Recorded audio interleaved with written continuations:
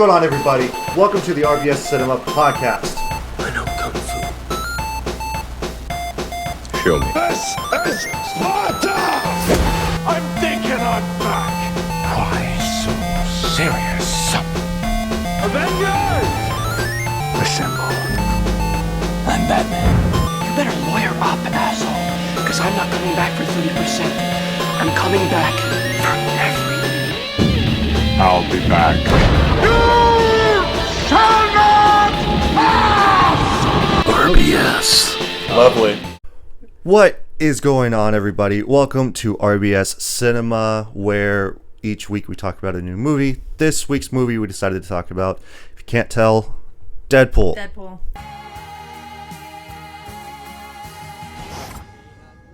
Pretty obvious. Yeah. And in case you can't tell, I really enjoy Deadpool. I really like Deadpool. I especially like the movies. That's why I have mostly all of the Deadpool movies on Steelbook, except for the second one. I do aim to actually get the second one on Steelbook here pretty soon. I just got to get some money to actually get to it. Okay, goodbye. Sorry. And I'm your host, Devin, and joining me today is Kat. Hi, everyone. So, welcome, Kat.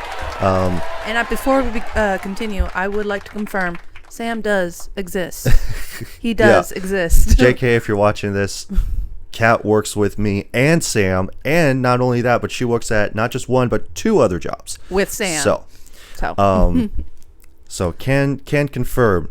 And but yeah, it was funny last week because I was telling Sam after he got back, because the reason why that he's not here this week is because that last week he messed up his back At one of the jobs I work at with him. Yeah. He works with a lot of heavy stuff, so he's shocker. always lifting heavy stuff, and that's why you lift with your legs, not your back. So just FYI to everybody listening, watching, being entertained. If not, too bad. But yeah, Sam is not here because he wanted to recuperate after the week of coming back to work for his back. Yeah. So, which if everybody in the comments wants to wish him speedy recovery, that's Get well awesome. soon, Sam. If not, that's completely fine too. So, but yes, today we're talking about Deadpool. But before we talk about Deadpool, let's go down the list of stuff that we do for the podcast. So what we do each week when we talk about a new movie is that we talk about our favorite bits, talk about the movie in general, and we also talk about taglines. And by the end of it, we also talk about this being a rent, buy, or skip, hence the reason why this is called RBS for our new listeners. And, of course, with all of our regular listeners, everybody already knows the drill. And then by the end of it, after that, we give our consensus on the movie. We will also talk about suggested people. So because if it is a really high regarded movie, then we will talk about a low star rating on IMDb. If it is a low graded movie like Adam Webb, Oh my gosh. then They we took will my talk spiders. about yes, they took my spider. Where's my spider? They took my spider. I can stop quoting that at work all day. And then trust me, I will add in a clip. So for this right episode. now. And then if it's a low rated movie, then we will talk about a high star review on there. So, or a mixture of both, because I actually picked out a couple of small ones to talk about. I don't know if this movie even this series in general has a low star rating. I mean, like, sure it has. Oh, it does? Whoa. So even just movies across the board, whether they be really high regarded or really low regarded, there are still some people out there that will give it a really high praise or a really low praise, regardless. Yeah. Obviously, there's also people that are just like not really a moviegoer, that they just watch movies on occasion, that they will just be middle of the road, like, oh, I just gave it 5 stars. I really enjoyed it. I didn't hate it. It was just like, it was fine for a movie or blah, blah, blah, or whatever. Yeah, I could see that. Yeah. Because especially for me, not just doing this podcast, but just being in the realm of movies forever, I've always known to not trust the critics and not trust the audience, because sometimes it's flipped. The audience will give it a really high score. The critics will give it a really low score for whatever reason. And then it's all like, no, actually, I do side with the critics because, you know, like this was, you know, like a bad movie for whatever reason. Or it's like, you know, whatever your bias is against the movie itself. But then there's also the thing of it being on the same token for the flipped version of it, where it's like the critics really high regard movie, and then the audience is like a really low score. And it's all like, okay, I can trust the audience a little bit more than the critics. Like I watched In a Violent Nature with my wife, which is a really high regarded horror movie, but it's not that good of a horror movie though. Is that the one that you were telling me about with Emma Stone, or no? Okay, no, then this isn't the one I'm thinking of then. So No, the In the Violent Nature is about this. It's from the perspective of the killer. So it's basically a Friday 13th esque movie where it's like in the woods, bunch of campers go, and it's only from the killer's perspective. So you just see him walking through the woods, cutting to him being later deeper into the woods, like, and then him just like killing people. So this movie sounds very boring. So. It really was. I really wanted to see it because I saw the trailer for it. It looked really good. And then I saw it and I bought it because it was on sale on digital. And so I bought it. And like before I bought it though, I went on to on Reddit and I asked somebody about it because like I think I Googled it, and so I saw somebody's rating on it.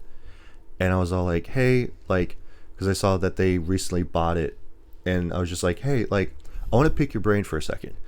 What can you tell me about In a Violent Nature? Like, don't give me any spoilers. Just tell me if it's good or bad. And that's it. And and so he goes like, well, I haven't seen it yet. When I do, I'll get back to you. I'm like, okay. And I told him, I'm like, I'm thinking about buying it because it's on sale on digital. And so I was like, that's my selling point, is buying it when it's on sale. And I was just like, okay. And he gets back to me later and he goes like, yeah, it's a pretty good horror movie, so I would definitely give it a watch. I was like, okay. So then I bought it for like $8. Oh, and yes, I mean, yeah, if it's just $8. And then I watched it with my wife and it was like not good. So it's like there was only maybe a couple of like killing scenes that were really good, but otherwise like the whole movie just wasn't that great. Were you kind of hoping it would be like Christian Bale's American Psycho kind of? Oh no, I had no expectations for it. The only thing that I heard about was that it's Friday the 13th-esque movie and it's from the perspective of the killer. Like that was it. And I'm like, well, cool, this will be really awesome and really interesting. And it just dropped the ball. It was not great.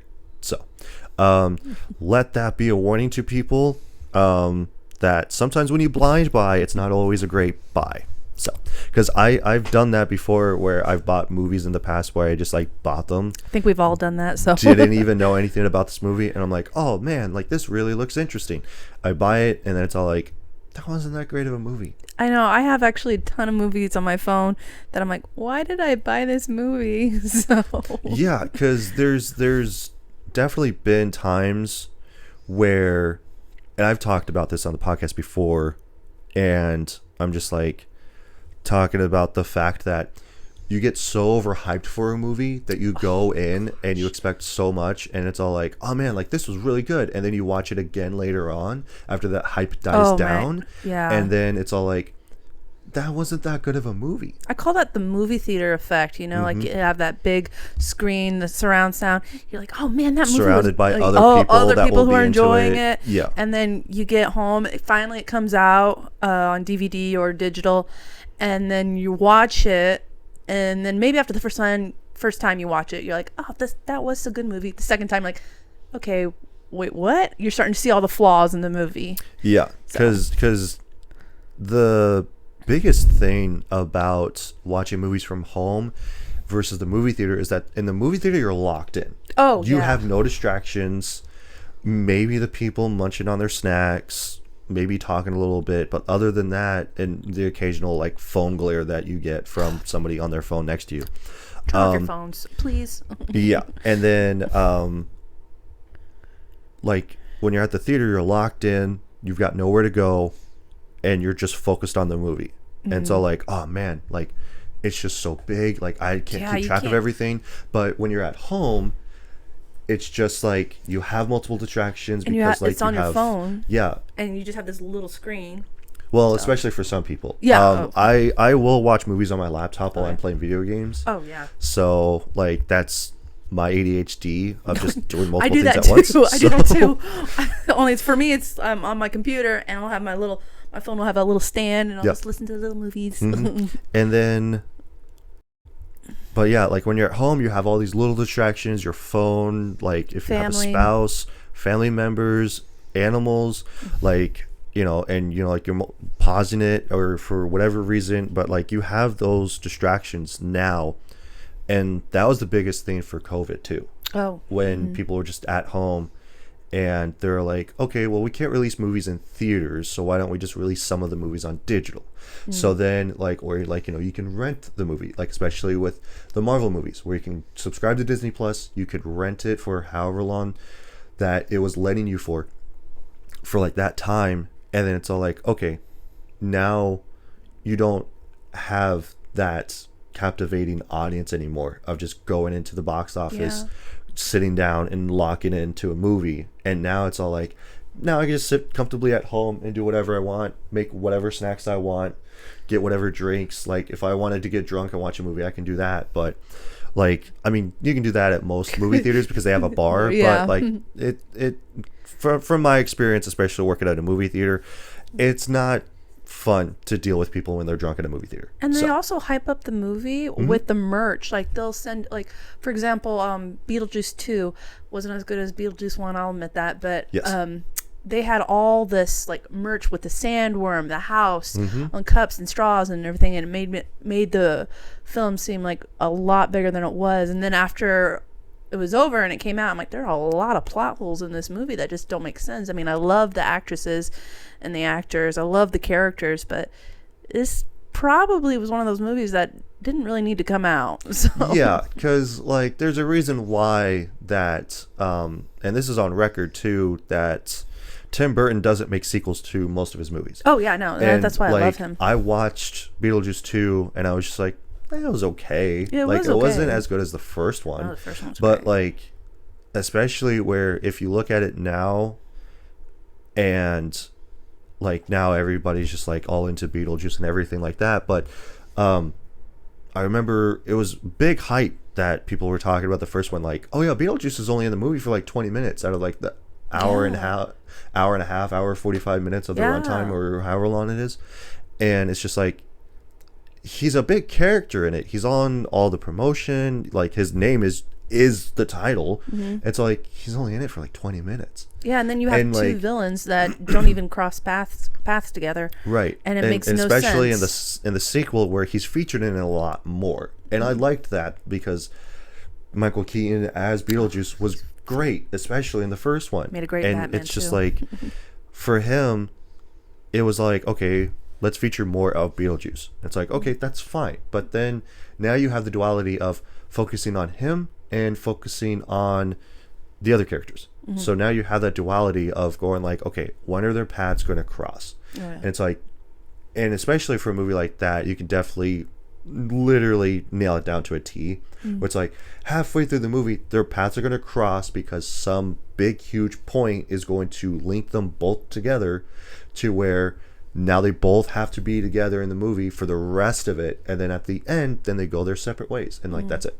It's like you can literally, like in a movie like that, just down the middle, this is what's going to happen. So, and I mean, like, especially now with me getting older and watching more movies and realizing all this bunch of stuff where it's like, okay, literally in every single movie, like especially in Deadpool and Wolverine, where like, you have two characters trying to get along with each other, and then it's all like something happens and then they're no longer together for whatever reason, and then they come back together by the end of it so that way they can both rejoice.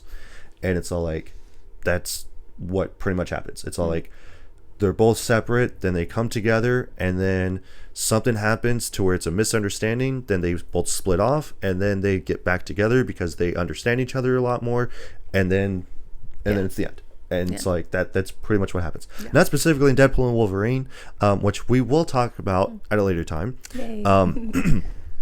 Because I really love that movie. Oh, and it's great. obviously, I double dipped, not just on regular, but on Steelbook. So, So if you look inside the Steelbooks, the Wolverine one has all the Deadpool characters, and in the Deadpool, it has all the Wolverine characters.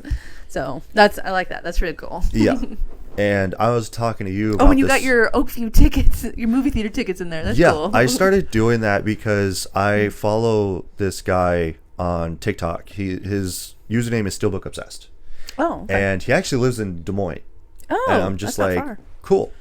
And that's the reason why that I started getting into Steelbooks is because of him. Because he has a huge movie collection. If you guys want to check him out, go check him out. Like, he's got a giant wall of not just Steelbooks, but Blu-rays, DVDs, VHS tapes. So, like, he's awesome. And, like, he has a wall he has, like, these magnets on his wall. And he'll put up new movies up there and just like have them up there for however long that he wants. So it's like October, so I'll put up my favorite horror movies up there. That's a good idea. Or I it's like that. it's Valentine's Day, so I'm gonna put up like Valentine's Day-esque movies. And it's like rom-com. Yeah, it's like rom-com movies. Or like for Christmas, it's like I'll put up Christmas movies and Thanksgiving movies and stuff. So like I love doing that stuff, especially with the Steelbooks, because Steelbooks aren't just, you know, a case that you can put a movie in. Like, they have a little bit more flair than the regular Blu-ray does. They're durable art. That's what they are. Durable art. And especially for the first Deadpool movie, which we will get to here in a minute, like, it's just this. That's all that you really need just to showcase Deadpool. Because on the other side, it's just the other half of his mask. Yeah, That's I can see it right here. And then on the inside, it's literally just this pop figure where he's laying down in front of the fireplace. Oh, gosh. So, and like, that's what's really great is that not only do you get outside artwork, but you also get inside artwork. Mm-hmm. But back to the original thing that I was getting at was the movie tickets. He, whenever he goes and sees a movie in theaters and then he buys it on Steelbook, he will put his movie ticket in there so that way when he opens it up, he remembers his time going to the theater. And I'm like, you know what? It's actually a really smart idea. I'm going to start doing that too. That's because cool. like I've always kept my movie tickets for like the longest time to the point to where the ink just corroded off. Oh yeah, in the wallet. Tuck it in your wallet. And that was my biggest thing. And then I was like, you know what? I'm not going to do anything with these movie tickets, so I'm just going to throw them away. Some people will actually keep them, and like I've seen people that they'll put them on like a poster board or something. Or like they'll just keep them in a binder or in a box, and it's like, yeah, these are all the movie tickets that I've went to go see since I was like 12. I do something similar, but with concert tickets, and I buy the album, and it's I'll the just same slide thing. it in. Yeah, it's pretty much the same thing for like buying tickets for anything, like a show or a movie or a concert or whatever.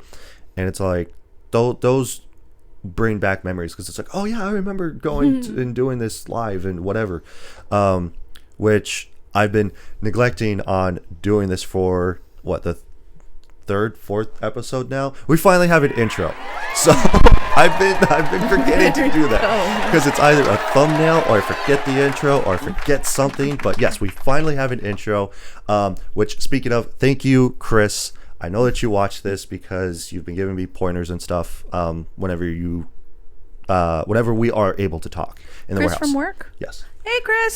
So, okay, sorry. Cat bumped the table, and then my Deadpool went flying off, and then my little Deadpool fell off. Sorry. So, which is completely fine, because like He warned me. He did warn me. Yes, and but yes, finally have an intro. Again, thank you, Chris, for the music. I will link his music in the description below because I edited the intro for the movie clips and, of course, the stuff that I used for the podcast itself of him, like me introducing the podcast like I usually do, him saying RBS and lovely. I just thought that was perfect. I will probably eventually do one of me and Sam where he will also say something, because we've also talked about that before. Oh, well, there you go. So But yes, thank you, Chris, so much for the music, providing that. And then, like I said, I will link in the description below where you can check him out on Spotify, because he also does his own music and stuff. So definitely check him out if you want to. It would be awesome. Definitely big shout out to Chris for doing that sort of stuff. So I really appreciate it. But yes, Chris is the man. So, but without further ado, let's go ahead and get into the movie. Yes. So first what we'll do is that we will go down the vitals and see who directed it, wrote it, starred in it, all that fun, boring stuff. So Who eventually took it over? yeah, because like apparently this won some awards.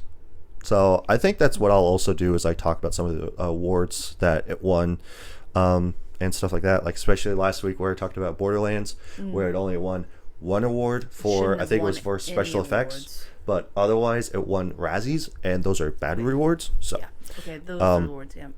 yeah, and then just because that everybody already knows Deadpool, everybody has seen this movie, I just decided to talk about this because it fits for Valentine's Day. Because when this comes out, it'll be Valentine's Day, and this movie came out in 2016 on Valentine's Day, so it really fits. I forgot about that. Plus, also in the intro of the movie, before he talks about his backstory and before he became Deadpool, where he was just Wade Wilson, he talked about, of course, Deadpool breaks the fourth wall, and he talked about how, like, oh yeah, my boyfriend says that this was a superhero movie. Yeah. Did So- I leave the stove on? That was Yeah. my favorite line. Yeah, and I took no notes for this because I've seen this so many times, and it's great. It's one of my favorites. So let's see. Start talking about the movie here, what it's about. So, wisecracking mercenary gets experimented on and becomes immortal, yet hideously scarred, and sets out to track down the man who ruined his looks. And that's pretty much the whole movie, is just him getting to Francis, aka Ajax, and wanting him to fix his looks because he wants to get back with his girlfriend, because he's afraid that his girlfriend won't accept him for how ugly he is. Imagine if it was a bad haircut. Like if Yeah. And you can't fix it. Like, you just can't. But yeah, I just think that's so funny for a premise, especially for Deadpool. It's all like, well, because I'm hideously scarred and because I love my girlfriend, that I asked her to marry me, and then I pretty much like fucked off for a couple of years afterwards to go what she thinks is a cancer treatment, but really I've been tortured and experimented on to be a superhero. So to be fair, they were and basically- also cure my cancer. That was the yeah. other thing. Cure my cancer was the other thing. It's not just about his looks. They were basically running an underground mutant cartel. I mean, Yeah, because so- like even Ajax told him that, oh, you still think that we're making you into a superhero. Yeah. We're not. We're experimenting on people to unlock the mutant mutagen that is in their DNA that's hiding, and we are going to sell you off to the highest bidder, and then we are just going to fit you with a collar, and then you're going to take down enemy camps, you're going to kill women and children, or you're just going to mow somebody's lawn. Yeah. Like, that's basically what they were doing. And it's all like, but one of the questions I had was like, how long were they doing this for? Yeah. And yeah. how much did they do? Oh god. Like, how many people went in, did this, and either the experiment went successful, and then that's what they did, was just like sell them off to the highest bidder, and now they're just like working for a mercenary or as a mercenary or whatever the fact.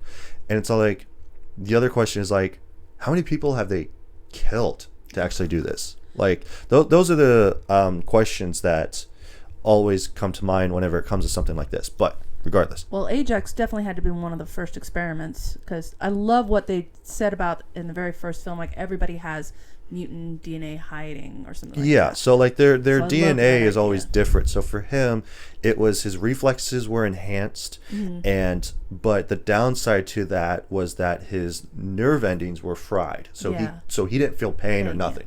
And then especially for, I don't remember her name off the top of my Angel head. Dust, I Yeah, think is what Angel you're Dust. thinking. His right hand woman, where she's indestructible and super strong. Yeah, she's So basically colossal without the metal. yeah, Kinda. pretty much. But going on with the movie here, we got writers Rhett Reese and Paul Wernick, who wrote the movie, and then of course just getting the top, not top billing necessarily, but just like top most famous people in the movie. We got, of course, Ryan Reynolds. We got Morena Baccarin, T.J. Miller, Ed Screen, Karen Sony, who is Dopinder, and then we got taxi driver. Yeah, and then we got Stefan Kapikic, Brianna Hildebrand. Sorry if I butcher everybody's name in this. And apparently this is also a big guy, Michael Benyar. I believe that's how you pronounce his name. He was the warlord that Ajax meets in the beginning of the movie. Oh, yeah. So, which he's apparently the top, 6 people that's in this? Yeah. Which is very fascinating. But yeah, just to name a few people there. Of course, I can go on and on with who is in this movie. And then talk about taglines, and then we'll go ahead and get into the movie specifically. So I actually have a list of them. Okay. And I thought that I would actually, because I just saw this. Oh, gosh. I can see what you're looking at now. I see the first one, and it says, Feel the Love, Valentine's Day. So, like I said, it's a Valentine's Day movie. I will not take any arguments in the comment section because it is a Valentine's Day movie. I would have been happy to go on a date to see Deadpool on Valentine's Day. Yeah, I mean, the marketing for this for Valentine's Day was huge. Like, I was telling this to Jack, and he was talking about, like, what was the marketing? I go, like, well, one of the marketing things was, like, it was a billboard, and it was just the emojis of a skull and the poop emoji, and then it equals Deadpool. Because it's, like, dead poop. Oh, but my it's gosh. Deadpool.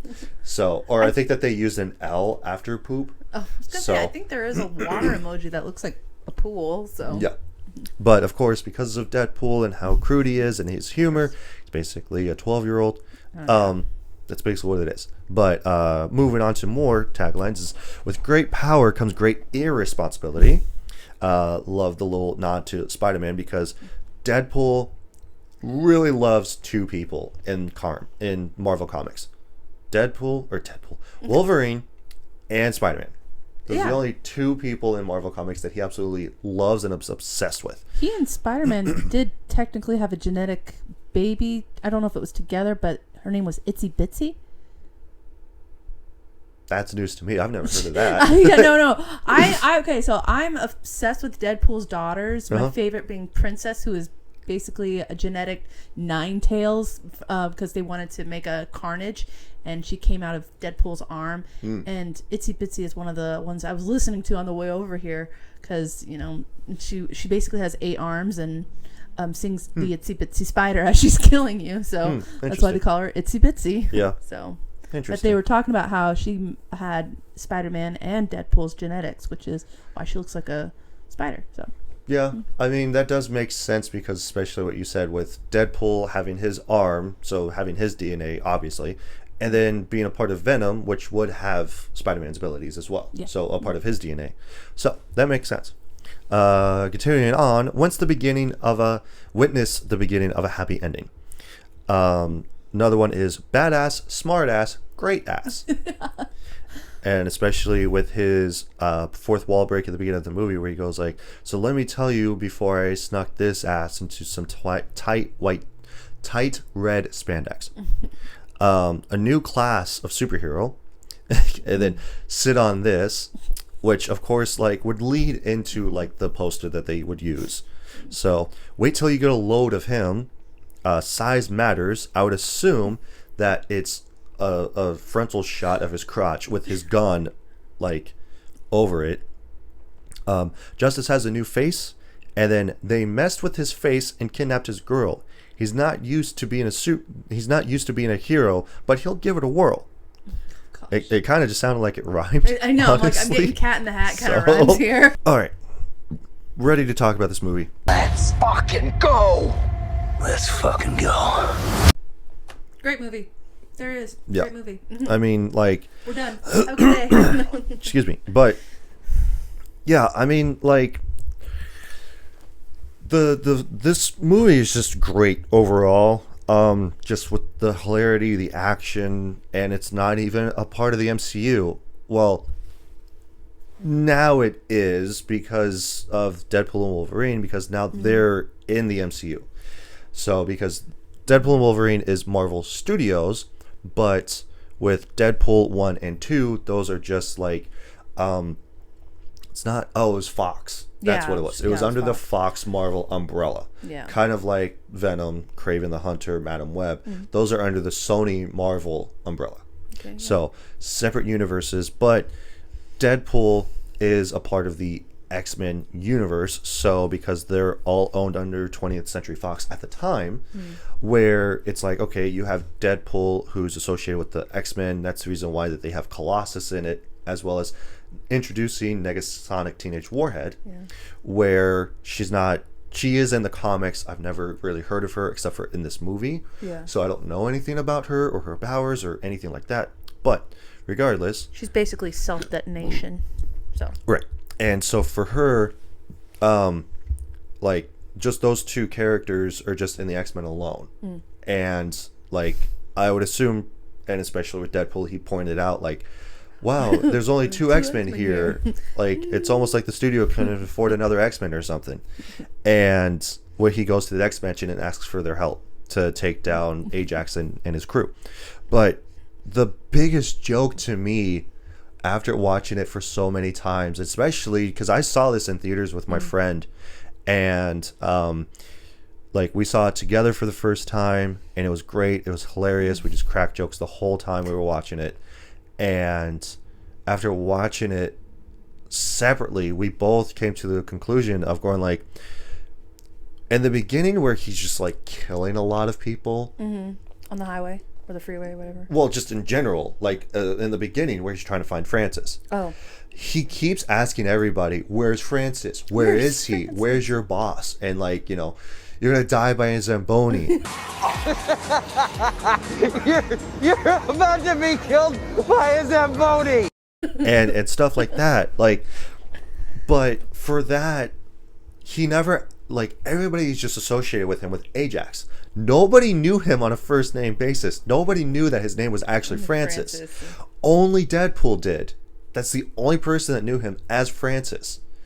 And the fact that he just kept running around just killing a bunch of gangsters, like, where's Francis?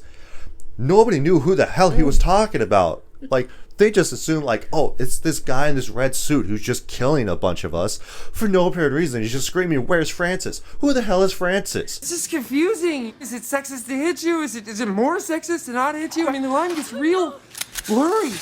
I think Who is this guy? It's just so funny. Like, Where is he? That's like the biggest joke of this whole movie. And like, if you would have just simply asked, where's Ajax? It would have been a whole lot easier. And then like, it would have been up to their discretion of being like, oh, like, I'm not going to tell you anything. And it's all like, well, I'm going to torture you up until you tell me where he is. That type of mentality. So it's like, that is hilarious in and of itself. I think one reason why Deadpool is such a big hit, besides being so funny, well, actually, no, because he's so funny, because if you go to other superhero movies, everybody's so serious, everybody's so sad. It's like, laugh a little, damn it, please. I mean, like, that's the reason why that most of the Marvel movies now, they're so boring now. Like, they're not as great, but before Endgame and on to Iron Man, like, they did have a little bit of humor to them. Iron Man, and everything, like, but Deadpool just goes off the chain with everything. And I was talking to Jack about this too, about Deadpool, where it's all like, people were freaking out because it's like, oh man, this is the first R-rated Marvel movie. It's like, me as an intellectual, it's not. Yeah, I was gonna say, what? Maybe the most recent one, but it's not. Blade was the first R-rated Marvel movie. I love Blade. But around that time, because his movie came out around the 90s, in like 99, maybe 98. That was a big deal. So, that was a big deal. Yeah. And for that, nobody really associated Blade with Marvel, because only comics did. So back in the 90s and early 2000s, you didn't really associate yourself with comics. If you did, you were considered a nerd or a geek or whatever. Yeah. So, but now because comics are so mainstream because of the You don't say. yeah, is that how you feel? Makes an excellent point. And for Deadpool himself, it's like that whole thing. Sorry, my cat distracted me, and now I lost my track. He makes excellent points. Lost my track. R-rated Blade. Yeah. So, but yeah, and then like now that comics are more mainstream because of the movies, that's just like, oh, now you're considered weird if you don't like comics. Yeah. Or it's like, you know, oh yeah, I read that comic, and it's all like, oh, okay, that's cool. And like now that has actually opened up the door, and now it's just fully wide open. It like literally knocked the door off its hinges because now everybody loves comics, everybody loves comic book based movies, everybody loves video games, everybody loves anime, and it's like, and if you don't, then you're considered weird if you don't. But then the people that don't watch it think that the people that do are still weird. But it's all like, yeah, I can't confirm. I've seen YouTube videos where the guy, like, it's one of those dating games where you like this bulb touches and it speaks. One guy dissed a girl because she didn't like Captain America, and like I guess in the early 2000s she would have been considered the catch and him the nerd. Like, he's still the nerd, and she was very pretty, but he dissed her just because of that. I was like, what? I mean, like, even what leverage do you have here? Yeah, even for my wife, she doesn't read comic books. She's not, like, she is into anime, but not as much now. But like, she'll watch these movies with me, and that's fine. I have no problem with that. Like, if I really want her to come and watch a movie with me, then like she'll do that. Yeah. But she's not going to do it every single time. And I'm like, I'm fine with that. I respect that. And like, has she seen all the Marvel movies?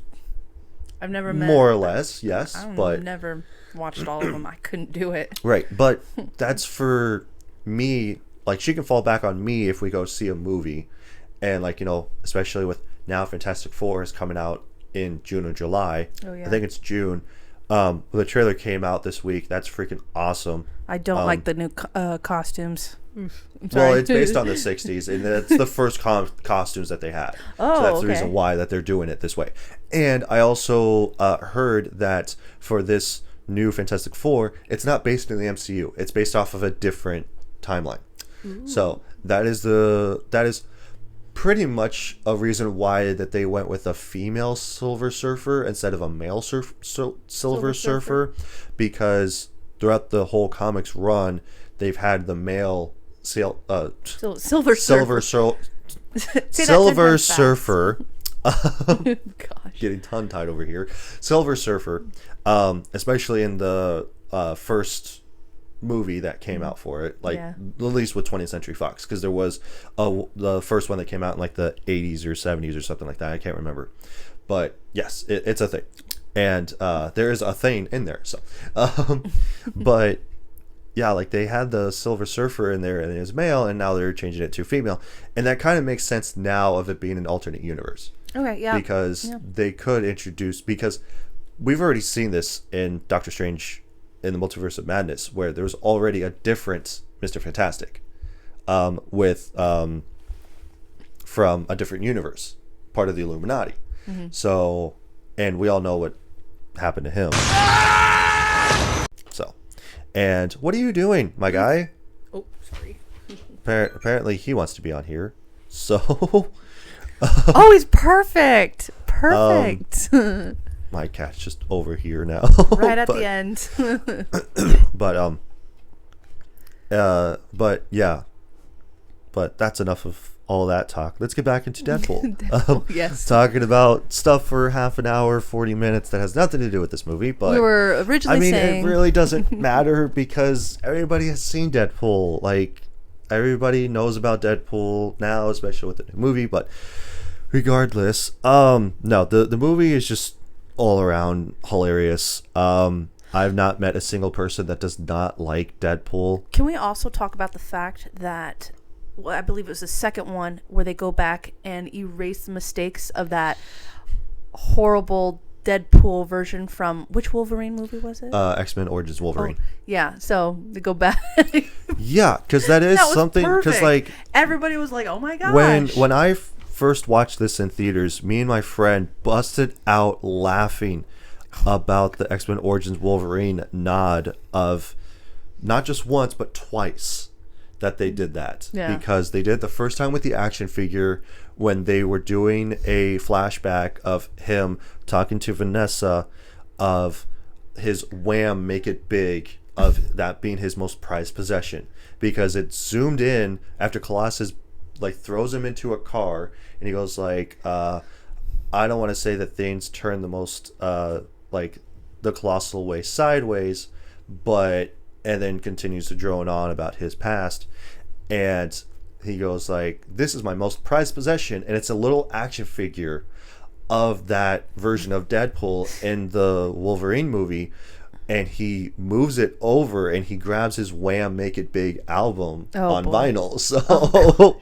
like that was hilarious. And then the second reference that they made to it was that when Ajax puts him in that capsule that like will take out the oxygen, like the torture O2 capsule, levels, yep.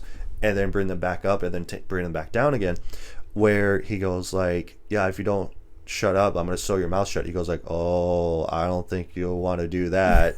So was hilarious. and of course just the nods to just him in His previous mistakes. his previous mistakes, but also the fact that when they brought him in, where he talked about like talking about being a superhero, and he goes like, don't make the super suit green or animated. Oh yeah, I talking about remember Green that. Lantern. I remember that. But that's the second time that they reference Green Lantern, because in the first reference that they did for it was the slow motion in the beginning when they're going through the credits of the movie, where all the stuff is flying around in the car. One of the guys in his wallet has a Green Lantern, like looks like a trading card of some kind, but it's not Ryan Reynolds. It's just a nod to him playing Green Lantern. Yeah. So like that's the second reference to something that he was in, like not back to back, but like twice, that they did 2 times references to that stuff. So I didn't think the Green Lantern was that bad, but I just love how he's like, I could have done better, and boom. yeah, and especially for the fact that with my little Deadpool up here, which does remind me about this. So this movie, before it came out, like it was an early concept and people were like very hyped behind it, like Ryan Reynolds was on board to play Deadpool and everything like that, but the biggest thing was that footage of it was leaked online. Yeah, I heard about that. And everybody was all like, did Ryan Reynolds leak his own movie? Like, what the heck? It was all CGI, which of course it's not in the actual movie. Maybe 50% of that, if not 95% of that scene is CGI. But the whole thing was CGI, and it was his voice that was in the CGI of that whole scene. I heard Ryan Reynolds talk about that, say, I did not release it, and whoever's doing it, please stop, because we want to make it a surprise. Right. Yeah. So. Yeah, and so like that was before it came out, and like they were in early development for it and everything like that. And he goes like, whoever released the footage, please stop, because like we want to be able to do this, and we can't if you guys keep exposing it. So like leave it a surprise for the people, for the fans, and for us that want to actually do this, because especially for pirating movies and TV shows, like I saw this clip on TikTok where it's like Bruce Campbell talking at an Evil Dead conference or screening or whatever it is, or at a convention. He was talking about Ash vs. Evil Dead, and he was asked like, well, why aren't you guys like, why did Showtime cancel the show? Like what happened to Ash after Ash vs. Evil Dead? And he goes like, I don't know, because we were going to make a new season, and then they came to me and they're like, hey, you know what, this is canceled, like we're no longer going forward with this project. And he talked about the fact that it's because of most of the fans, because of pirating. Like Ash versus Evil Dead was the #1 pirated show of all time, and he goes like, you guys do not love this franchise. Like if you guys loved this franchise, you wouldn't have done that. You guys would have actually paid Showtime or Stars. Yeah, it was Stars, and going like, here's $12. I want to watch Ash vs. Evil Dead. Okay, here you go. Here's Ash vs. Evil Dead. Thank you. I will watch everything else whenever I get to it, like movies, like shows, whatever. And he goes like, so if you guys were really fans of it, I would not be here talking about this right now.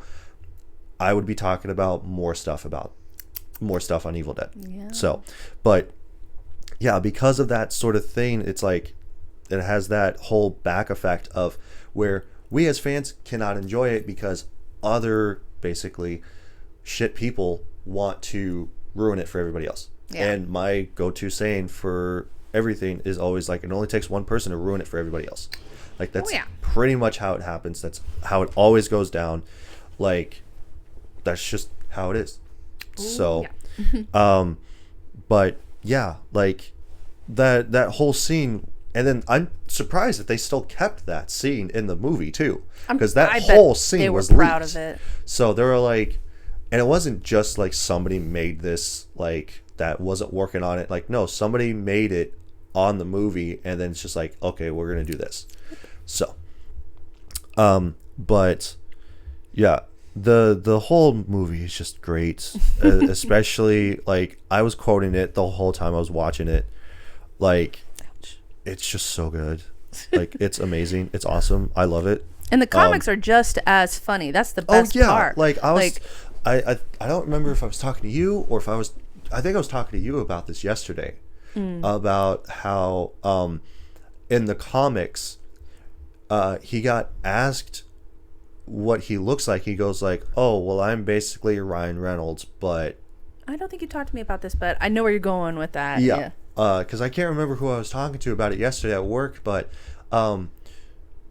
like in the comics before this movie ever came out, he referenced himself looking like Ryan Reynolds, and then it was just like perfect that they just went like, well, Ryan Reynolds just makes sense, not just because of that line of dialogue in the comics, but just because of the fact that his humor, his way of thinking, like his sarcasm, like just his attitude and everything is just like it just works. Oh yeah, and I love in the beginning where you see that Sexiest Man Alive Ryan Reynolds comic just go through as the cards flipping. Yeah, and then the second nod to that is like when he's packing up his ammo bag for the second time for the big fight at the end with Ajax, where Francis, where he puts in the Sexiest Man Alive with Hugh Jackman on the cover. So. That is a great one. And I love how he said she's gonna do a super move with Angel Dust. She's gonna do a super move. Yeah, she did it. Like superhero landing. Oh, superhero landing. Yeah. Woo! Superhero landing. Yeah, that's really hard on your knees. And then he just goes like, oh, it's really impractical, hard on the knees. And like especially with this movie, like me and my friend reference this movie all the time. Like even on our last podcast that we did together, when we talked about the third movie and watching the trailer and everything, like it was great, it was awesome. And then like he just kept making references to the first movie, going like, yeah, he wore the brown pants and stuff like that. And so it's all like, you know, those references will always live rent free in my head. Like there's times when I'll be like walking somewhere doing something, and then I will just occasionally think of Francis, like with Deadpool on the highway, just like trying to look for Francis, going like Francis. So and he goes like along. Francis and all that stuff. Like it's great, it's awesome. So but yeah, otherwise, is there any like favorite scenes that you had besides just the whole movie for me in general? Like okay, so it depends which movie we're talking about. The first really. One. Okay, so I love really a lot of the scenes with Deadpool and Colossus. I like to say Colossal because he's huge. But my favorite part was like when he was doing the T-Rex. Oh smack. Yes, everybody fears the mighty T-Rex. And then he hits him and he goes, "Oh, your poor wife." Cockshot. Oh, your poor wife. Yeah, I loved. That's my favorite. Yeah, one. I loved when he realizes that the guy on the motorcycle is Francis. Yeah. And he catches him, and then he goes like, here's Wade W. Wilson lining up the shot. Oh, and then, yeah. and then he kicks him in the head, and he goes like, and it's good. And just like that whole sequence of him just kicking the shit out of him. And then when Colossus comes walking up, and he goes like, now I'm going to do to you what Limp Bizkit did to music in the 90s. And then he like cocks his hand back, and then he hits Colossus in the crotch, and then he starts feeling around, and he goes like, Dad? And then like that's the reason why, because Colossus grabs him and throws him to the car, and then like that, and then that's when he goes like, I don't want to say that things went sideways in the most colossal way possible, or whatever that line of dialogue is. And like that's when it goes back in time to where he leaves and starts going off onto his superhero journey. I also like when Colossus battles Angel Dust and she comes exposed, and he goes, he goes like, you're beautiful. Very, you're like, very that's beautiful. so sweet. And then just Pow. like punches him right in the dick. Like Yeah, it's no. great. But no, those two are my favorite. But like I said, Colossus is my favorite character in the Deadpool franchise. Yeah. He wasn't in the third one, was he? I don't No, know. he was in the first two, but not the third one. Yeah. And like, there's a bunch of people that they wanted to get for this movie, but either for budgetary or runtime, like they just couldn't get everybody in this movie. Yeah. Like, Gosh, I so remember when funny. the third one came out, that TJ Miller was very upset because he wasn't in the movie. Yeah, he he never TJ got a Miller's call Weasel, about the. for those who don't know, Weasel. Yeah, he was the bartender in the first one and in the second one, and He had a scandal. I think why. I think that's part of the reason why. I didn't read too much into it, but I just know I remember that this one. He said that he was very upset because he was just like, yeah, they never called me about it, and I think it's bullshit because like I'm a part of the franchise, so I should be in this movie. And it's like, it's not about you because he's in a different universe entirely. I mean, who knows? There'll be a Deadpool. Maybe he'll be in a Deadpool 4. He'll be in that one. But Maybe. For those wondering, he got drunk on a train and tried to make a pass at a woman. It did not work out, so he called a bomb threat on her, and he got thrown off the train. So that's just one of many. Not great. Yeah. So he's not a great time for that. So I remember that. That could and be I a was like, reason what? too. So because I know that Disney is they're sticklers for that sort of thing, but like even for James Gunn, where they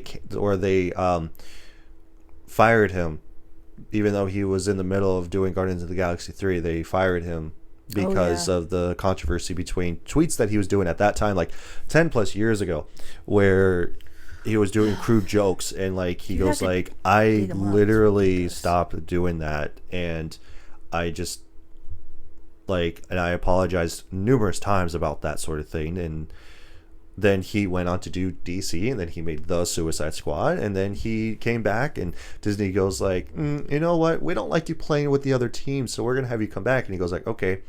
And especially where everybody that was associated with Guardians of the Galaxy, especially the actors, they're like, we're not doing this unless James Gunn is a part of this. Otherwise, you could say goodbye to all of us. We're not going to be in any other standalone Guardians movies until you get James Gunn to come back to do the third one. That's good. So, and If they you have to made dig up true tweets, on their. That's ridiculous. Yeah. So, but I think now Disney has become a little laxed on it, because especially in the third one, where Deadpool makes the reference of going like, pagan isn't new for me, friendo, but it is for Disney, and then looks at the camera. Like it's great. But yeah. I mean, what about your favorite scene from Deadpool 2? Albeit when Luck goes through her whole Domino. Oh yeah, sorry. When Domino uses her power, and she's like, "Luck isn't," like he gives her a whole lecture how luck is not a power. Yeah, they're on the phone, and she's just, and he goes I'm like, in. "Luck is What? not a superpower." Like that to me is hilarious. I don't know. Like it's been a little while since I've seen the first two movies. The last time I saw the first one was like a couple years ago on my birthday, and because I thought, because like he made a reference to Christmas, and that's what made me think about it. Because like, especially now, it's all like, you know, if I go over to my mom's for Christmas and that's all that we're doing, it's just like opening presents, just hanging out, I would just put on a movie that is a themed Christmas movie that I enjoy. Like Batman Returns. It takes place on Christmas, and I'm like, that's great. That's a perfect time to watch this movie because it's around Christmas. or even Die Hard. I will not be taking any arguments in the comment section about Die Hard being a Christmas movie, because it is. I don't care what Bruce Willis says, because I saw that TikTok recently where he says that it's not a Christmas movie. It is a Christmas movie. It happens on Christmas. That is not the reason why that it is a Christmas movie. If it wasn't for the holiday movie or the holiday party, none of the higher ups will be there for the party. So, end of argument. So, end of argument. Having that minute discussion. But I remember him making a nod to being Christmas. He goes like, well, I'm after somebody on my naughty list.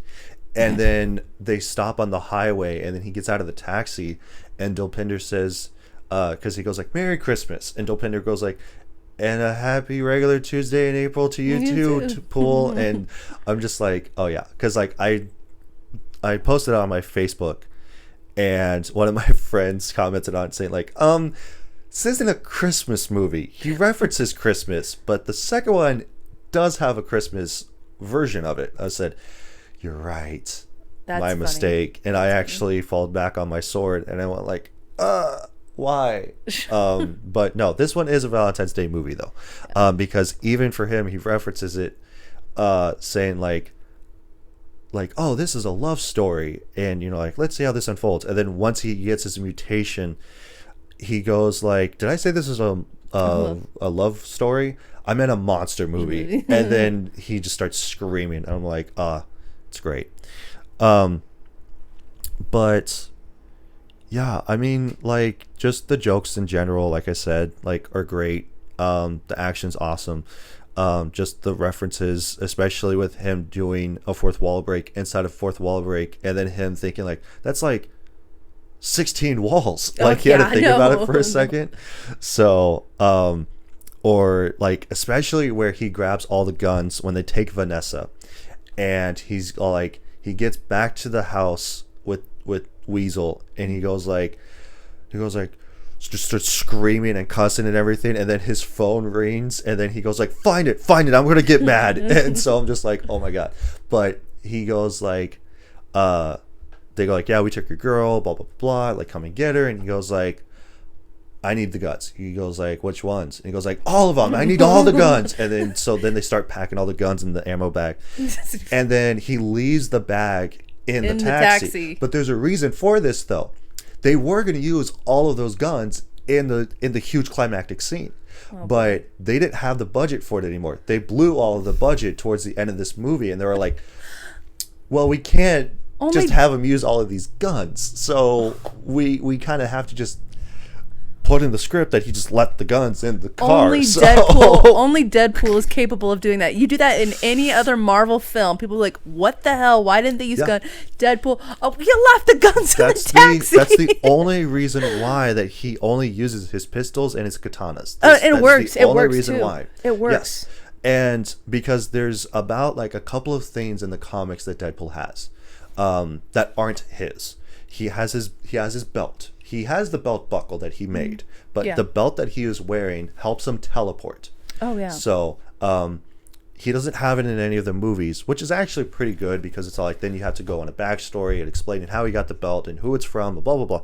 But the other thing too is like, he also has a fanny pack that he has, and it's basically a multi-dimensional fanny pack where he can pull whatever he wants from. He used the like fanny pack in one of the weapons. movies. Not the but he had a fanny pack in one of the He had a fanny pack, but it wasn't a multi-dimensional fanny pack though. So it was just a regular fanny pack that he had. Yeah. And yeah, that was in the second one. Or no, it was Cable that had the fanny pack. Because he called it a multi what was it? It was a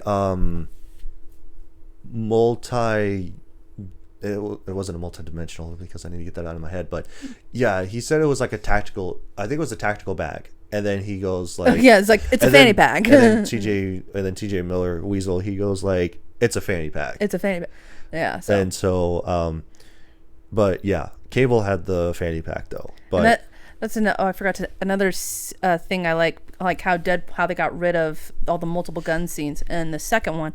I love how they take a dig at Ryan Reynolds themselves, and he said, I would just like to go to another planet where I'm just better at everyone with everything. It's like, I think that's Canada. You shut your damn mouth. I love that. Yeah, because But yeah, just the subtle nod, especially in the second one, where it's just like Ryan Reynolds himself I just forget he's being Ryan Canadian. Reynolds. I mean, like, especially in the first one, where at the end of it, where he rescues Vanessa, and then she takes the mask off, and then he has the Hugh Jackman face from the magazine over his, and he goes like, yeah, like, you know, I was trying to hide my face under this mask, and then he goes like, and this one, And this one. and so but yeah, and like after that, that was part of the reason why I kept saying Audi 5000.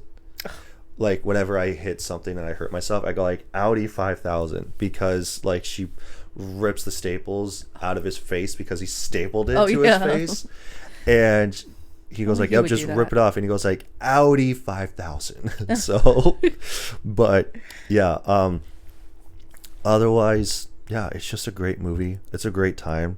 I can't wait for a Deadpool 4. I know they're definitely gonna make one. This last one was just too good with it. And that's another thing, again, with superhero movies. I think they actually get worse because it's just like they're combining more characters from other movies. They're like, trying to, because essentially what happens with a sequel, right? It's like, you know, with Deadpool, it's like, okay, how do we, like, we want to make a second one, but how can we go bigger and better than the first one?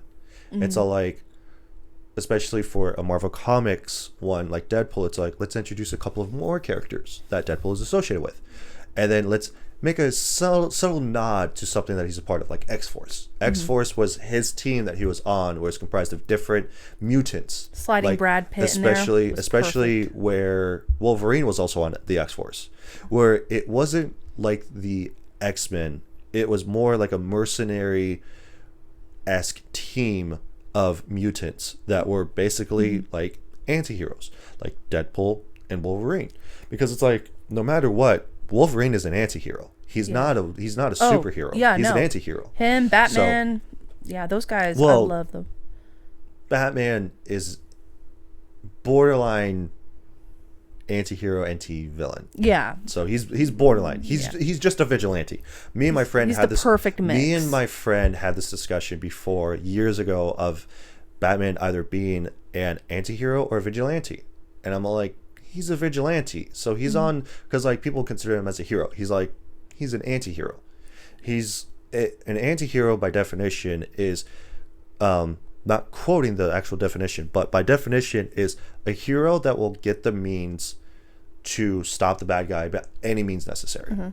And it's like, and that doesn't mean just killing people either, Yeah. because they still have a moral code, but they don't care who gets in their way, who they have to basically beat to get to beating the main character in the story. That is what they are. Okay. And Superman is a superhero by definition, because he will not sacrifice anybody to beat the bad guy. Batman will do that.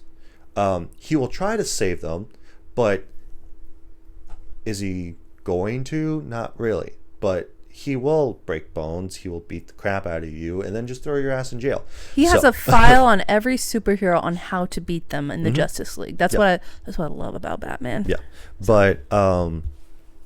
But yeah, back to Deadpool. X-Force, sorry. But wrong comic franchise. Yeah, I know. But another day. another day, another movie. But yeah, I don't know what else to say about Deadpool other than the fact that it's just great.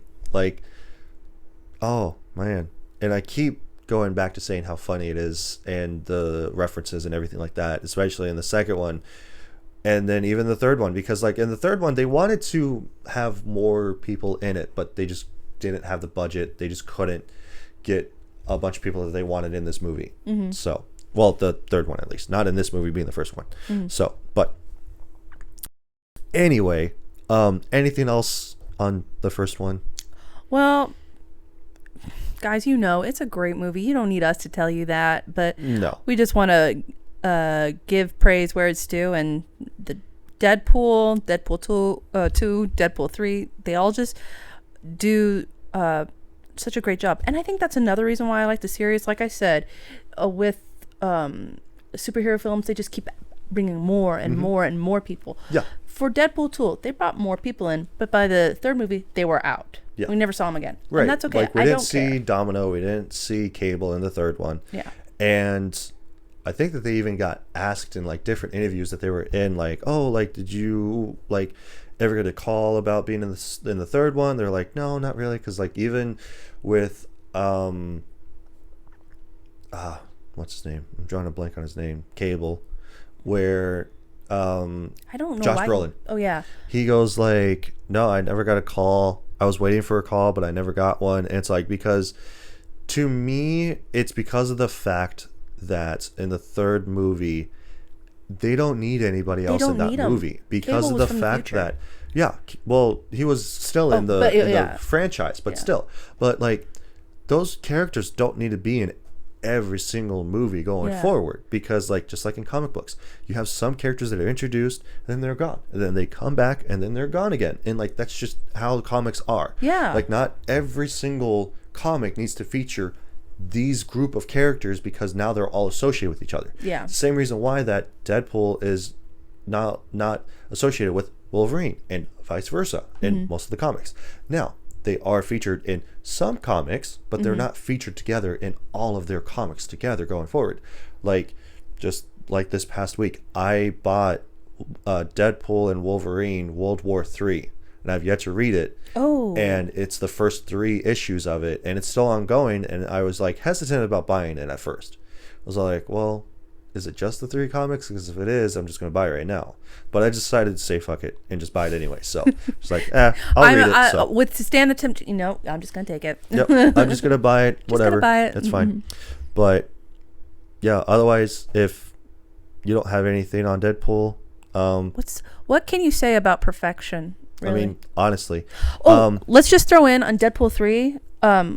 What I did like about it, like everybody was waiting for a phone call, and the one who did get a phone call was Pete. Was it Pete?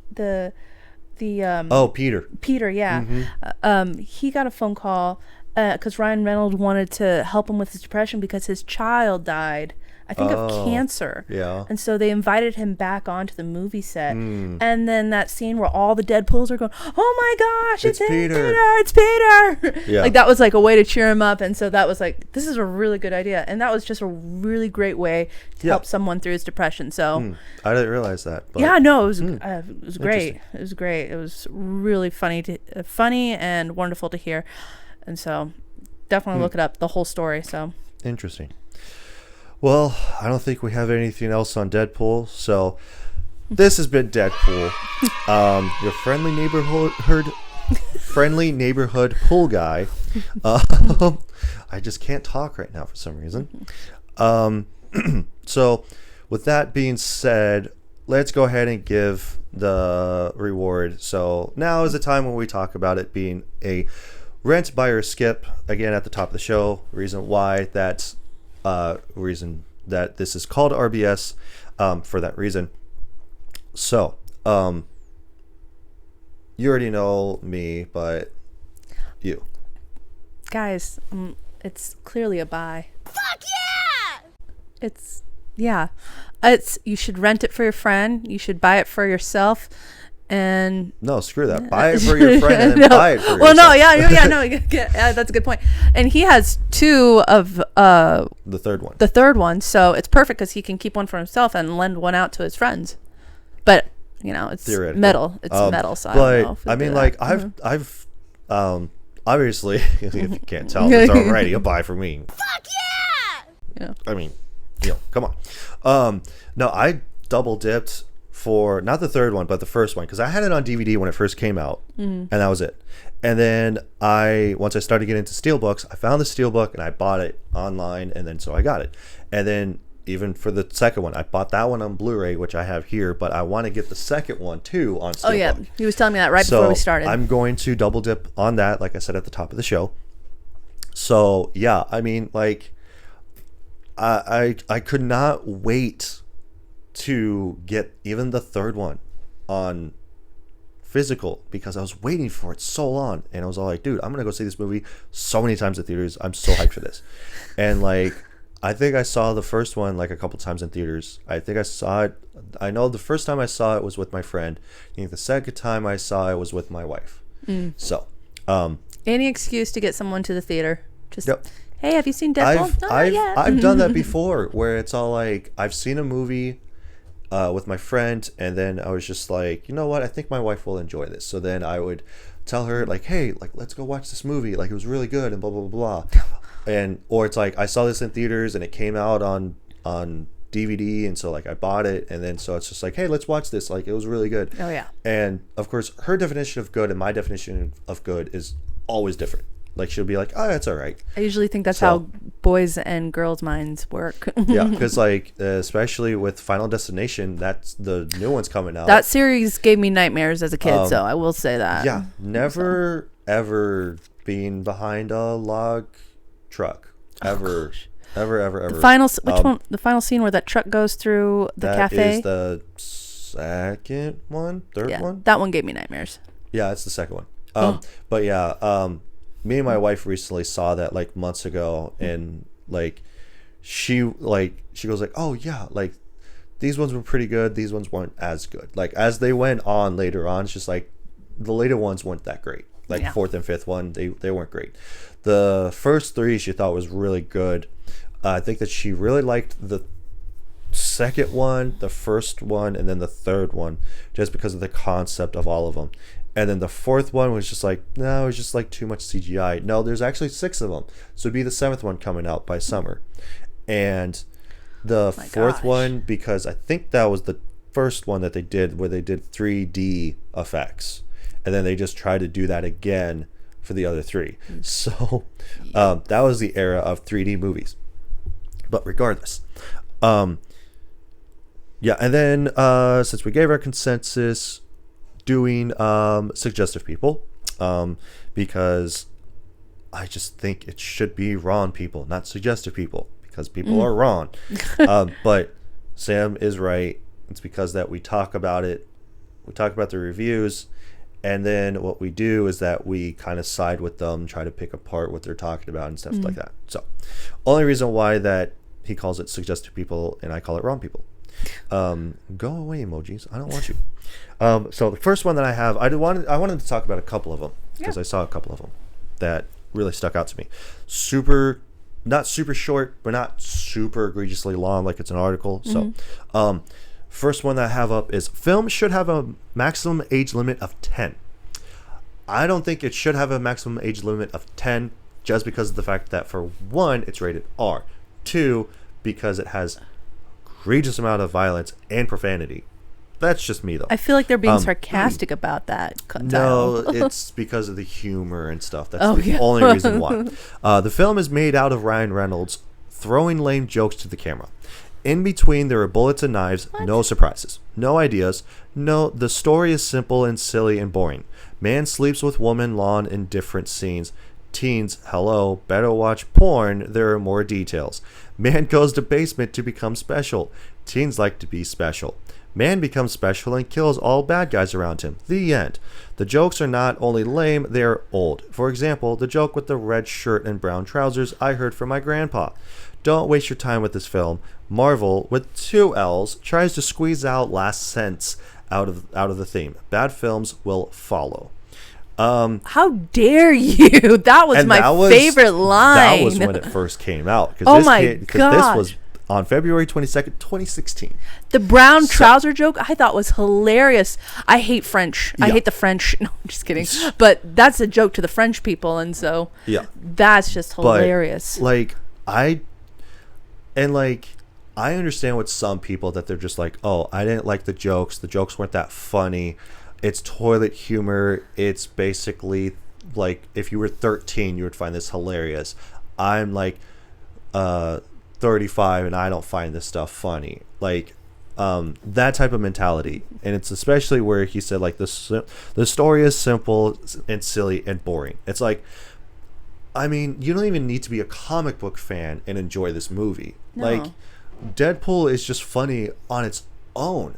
Complicated stories. One reason why it doesn't need to be so it doesn't need to be It's all over Deadpool. the galaxy. It's Deadpool. One, because it's Deadpool. 2, you will start making more mistakes Yeah. the bigger it is. So Exactly. what they did was perfect. I mean, like, especially where, like I said, like, what the movie is about him sleeping with his girlfriend, and then he becomes sick with cancer, goes to get experimented on, has superpowers, becomes super ugly, tries to like talk to her, can't, because he realizes that he's not handsome anymore.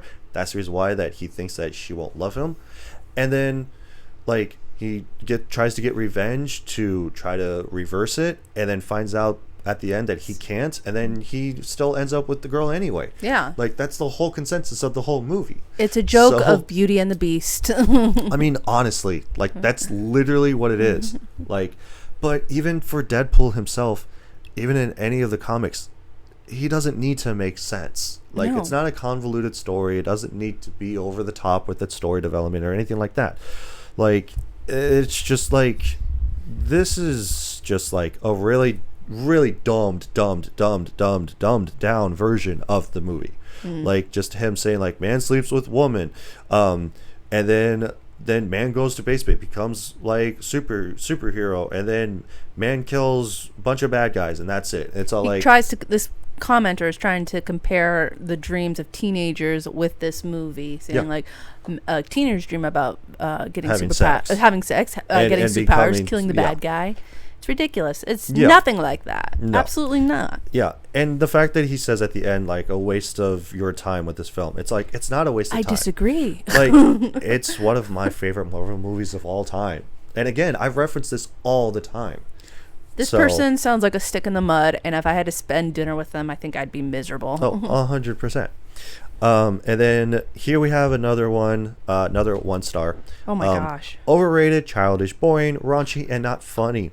I don't care about the amount of raunchy jokes and profanity in the movie. I do care that the movie is not funny at all. You can be both raunchy and funny, but this didn't happen in Deadpool. Ryan Reynolds' performance are usually laughable, and here it reaches the level of pity. I pity the fact that he accepted to act in such crappy movie. It feels like something a dumb teenager would watch, a very dumb one. If you don't want to waste your time, don't watch it. It's definitely not worth it. I guess the overhype around everything about this movie is a circle jerk mess. Definitely the worst movie of 2016. And this still came out in the same year, but in December, the day after Christmas in Oh 2016. my gosh. So, but picking this apart one by one. Okay, so he's talking about how like the jokes aren't that funny and that it's raunchy and everything.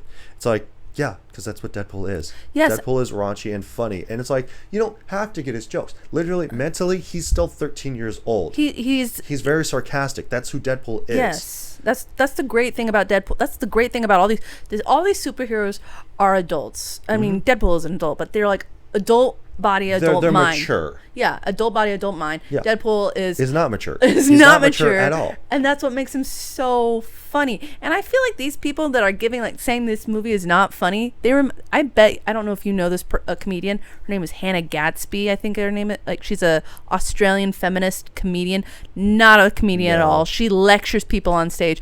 I bet those are the kind of people going to her performance and saying, oh, 10 out of 10 funniest woman alive. Right. I bet you my bottom dollar that these people are those people going to shows like that. Yeah. And I bet they think Dave Chappelle isn't funny. Right. And it's, and like, moving on to like the second little paragraph that they did where, or a couple of sentences where it's just like, oh yeah, you know, like Ryan Reynolds' performances in his other movies are usually laughable, but in this one it's not. And it's all like, it's literally just Ryan Reynolds. That's all it is. Yeah. Like, he just like stepped it up a little bit. That's all he did. Like, Yeah. he never stopped. That was the thing. Like, he didn't stop at his humor. In other movies, his humor stops and is interjected because of other characters that are in the movie.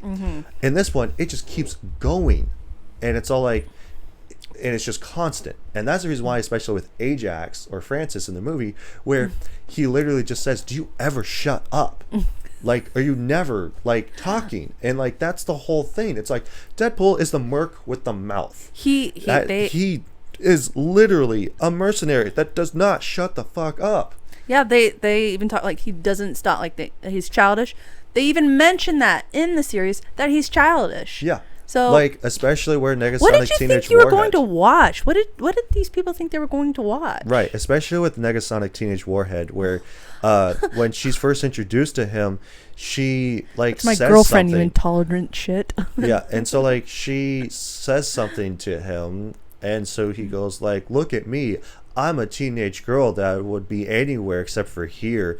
He goes like, and then he says basically like, "I only do mean comments and long solemn silence. So which is it, long solemn silence or mean comments?" And so she goes like, "You got me in a box here." And he goes like, "Aha!" So No, I like it when he says, "Oh, I pity the guy who pressures you on prom night." yeah. Or So- when with her girlfriend, is it Kiko? Yeah, Kiko. I love bye, Kiko Wade. in the Bye, second Kiko. and third one. Like he like she hates him, but he loves Kiko, and Kiko just like loves him. I love Kiko's their a dynamic. sweetheart, yeah. Like especially in the third one where she goes like, "Yeah, nice," basically talking about his toupee. And so he goes like, "It's a hair system," and so Kiko goes like, "I like your hair system, Wade." So he's like, "Thank you."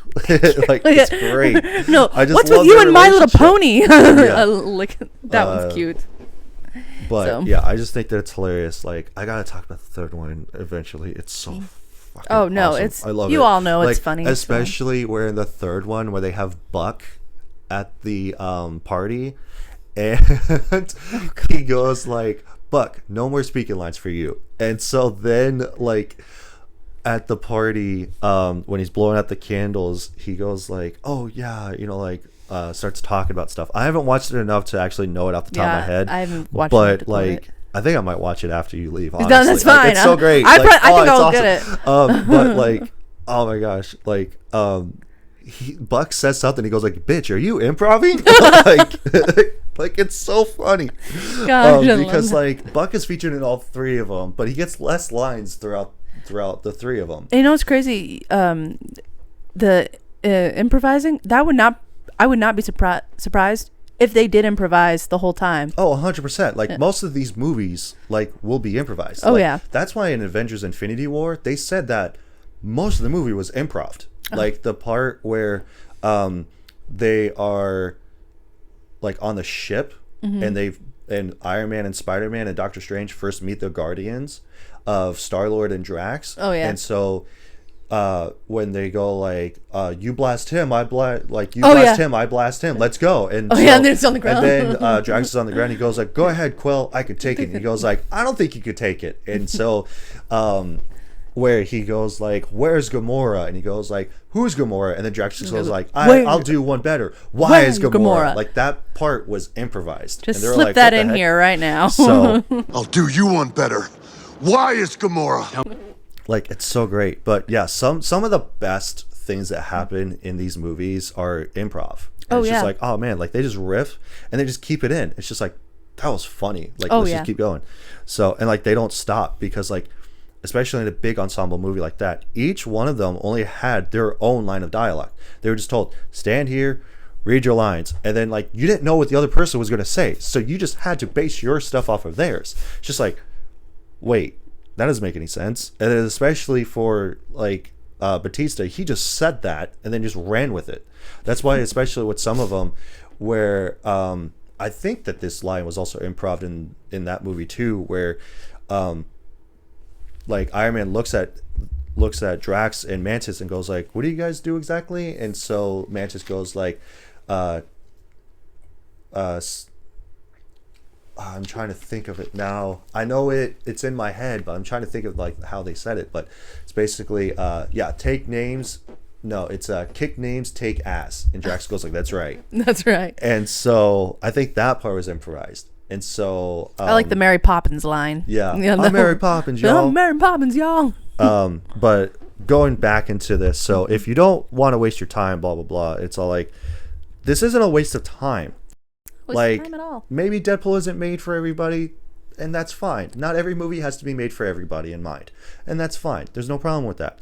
But given Don't the lie fact, on the internet and say it's not funny. Given the fact that this is the second person that said like, "Oh, it's a waste of your time, don't watch it," it's like, it's not a waste of time. Mm-hmm. If you love comedies, turn it on. If you love superhero movies, turn this it on. on. If you love the combination of both, turn it on. Like, I mean, honestly, or if you like action movies, turn it on. If you love Ryan Reynolds, turn it on. Or turn him on. And turn him on, yeah. Like, honestly, I don't think Blake Lively would appreciate that. She might take you to court, though. So debatable. But yeah, and like just the fact that this is an overall mess, like, nah, it's really not. Like, it's a cut and dry story. Because like, you don't need an overly complicated story for Deadpool, honestly. Like, this was a great first movie for him. And of course, they just keep getting better as the franchise goes on. And they did a short film with him and the little boy from The Princess Bride. Yeah. Yeah, that wasn't a short movie. That was the whole movie of the second one. Well, yeah, I mean, like, but like, how, like, or like they people, redid the second one, but they just made it PG-13. Yeah, they reclipped it with that. So, Yeah. but that's what I mean. Like, they added that to it. Yeah. And it made it like They made it even funnier because it was like him telling trying to blank on his name now, but yeah, he was the little actor. He was telling him about the story of Deadpool 2.